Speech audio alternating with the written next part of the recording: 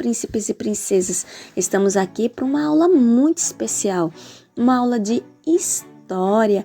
Isso mesmo, o estudo da história. Como é que se estuda história? Quem estuda história?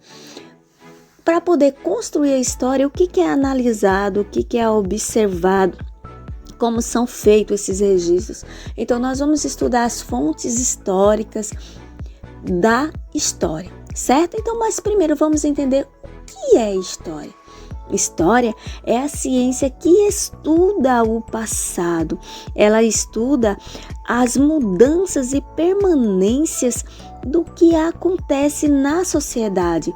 E o historiador é quem investiga e interpreta os fatos ocorridos ao longo do tempo. Então, o historiador ele é responsável por traduzir para nós a história, analisando e observando as fontes históricas para a gente compreender por que nós agimos, por que nós fazemos do jeito que fazemos no presente. Então, a história estuda o passado e compreende o presente. Isso mesmo, muito bem. E a história, ela pode ser classificada como uma história de curta duração, de média duração ou de longa duração. Curta duração é quando acontece rapidamente, meses, semanas, dias, como um jogo de futebol, como uma gravidez, né, que acontece em curto período de tempo. Média duração é percebidas ao longo da vida, nos anos, certo? E não em meses, nos anos. Então aí nós temos a moda, né? Como se vestiu antigamente, como se veste hoje. E também tem a de longa duração, que ela é lenta, centenas e milhares de anos. Como, por exemplo, a agricultura, como era antigamente na escravidão. Hoje, a agricultura é totalmente diferente, né? Mas passou muito tempo para ela mudar a forma como ela era, certo assim? Então, é dessa forma que pode ser classificada a história. Mas para compreender a história, existem as fontes históricas, que é todas as marcas deixadas pelo homem, principalmente material de investigação.